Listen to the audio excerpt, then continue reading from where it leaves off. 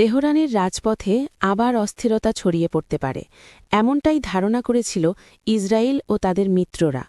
তাদের হিসেব ছিল সাধারণ মানুষের বিক্ষোভের ভিড়ে মিশে গিয়ে বিশৃঙ্খলা তৈরি করা যাবে এবং এর দায় চাপানো যাবে ইরানের সরকারের ওপর।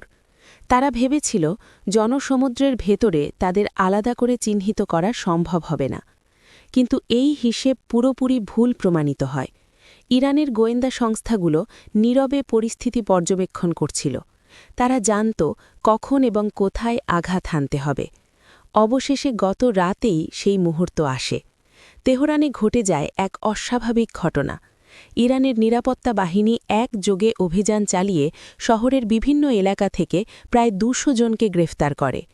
বাইরে থেকে তারা বিক্ষোভকারীর মতো দেখালেও তাদের কাছে স্লোগানের প্ল্যাকার্ডের বদলে পাওয়া যায় হ্যান্ড গ্রেনেড, নাশকতার নকশা এবং বিপজ্জনক অস্ত্র। ব্যাগ ভর্তি ছিল ছুরি, পেট্রোল বোমা তৈরির উপকরণ ও গোলাবারুদ, যা সাধারণ প্রতিবাদকারীদের কাছে থাকার কথা নয়। জিজ্ঞাসাবাদে ধীরে ধীরে বেরিয়ে আসে ভয়াবহ তথ্য। এরা কেউই সাধারণ প্রতিবাদকারী নয়। ইরানি সূত্রের দাবি অনুযায়ী এদের মধ্যে কুর্দি সশস্ত্র গোষ্ঠীর সদস্য এবং বিদেশি গোয়েন্দা সংস্থার সঙ্গে যুক্ত ব্যক্তিরাও রয়েছে। অভিযোগ অনুযায়ী তারা পশ্চিমাঞ্চল থেকে তেহরানে এসে পরিকল্পিতভাবে সহিংসতা ছড়ানোর চেষ্টা করছিল। তাদের লক্ষ্য ছিল সরকারি ভবনে হামলা, পুলিশের ওপর আক্রমণ এবং শহর জুড়ে আতঙ্ক সৃষ্টি করা। ভিড়ের আড়ালে থেকে বিস্ফোরণ ঘটিয়ে সাধারণ মানুষের প্রাণহানি ঘটানো এবং দোষ চাপানো নিরাপত্তা বাহিনীর ওপর, এটাই ছিল পরিকল্পনার মূল অংশ। বিশ্লেষকদের মতে এটি একটি পরিকল্পিত ফলস ফ্ল্যাগ কৌশল। তাসনিম নিউজ এজেন্সির তথ্য অনুযায়ী গ্রেফতারকৃতদের অনেকেই কুর্দিস্তানের একটি নিষিদ্ধ সংগঠনের সঙ্গে যুক্ত। তাদের বলা হয়েছিল কোথায় আগুন দিতে হবে, কোন এলাকায় ব্যারিকেড বসাতে হবে এবং কখন হামলা চালাতে হবে। অভিযোগ রয়েছে এই গোষ্ঠী দীর্ঘদিন ধরেই সীমান্তের বাইরে ঘাঁটি গেড়ে ইরানের ভেতরে অস্থিরতা সৃষ্টির চেষ্টা করছে। এর পাশাপাশি আরও চাঞ্চল্যকর তথ্য প্রকাশ পায়। আনশে নামের একটি গ্রুপ দাবি করে তারা ইসরায়েলি গোয়েন্দা সংস্থার সঙ্গে যুক্ত প্রায় ৬০০ জন ব্যক্তির তথ্য ফাঁস করেছে।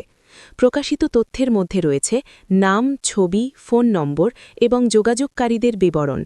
তাদের দাবি এটি একটি বড় সাইবার অনুপ্রবেশের ফল। এই ঘটনাকে ইসরায়েলের গোয়েন্দা জগতের জন্য বড় ধাক্কা হিসেবে দেখছেন বিশ্লেষকরা।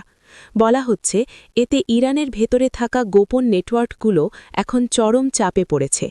আতঙ্ক ছড়িয়ে পড়েছে তাদের মধ্যে যারা এতদিন নীরবে কাজ করছিল।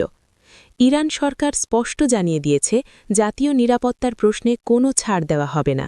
বিদেশি সহায়তায় যারা দেশের ভেতরে অস্থিরতা তৈরির চেষ্টা করবে তাদের বিরুদ্ধে কঠোর ব্যবস্থা নেওয়া হবে। আজ তেহরানের রাজপথ শান্ত। যে ষড়যন্ত্র শহরটিকে সহিংসতার দিকে ঠেলে দিতে পারত তা আগেই ঠেকিয়ে দেওয়া হয়েছে। এই ঘটনা আবারও দেখিয়ে দিল ছদ্মবেশ যাই হোক না কেন, ইরানের নিরাপত্তা ব্যবস্থার নজর এড়ানো সহজ নয়।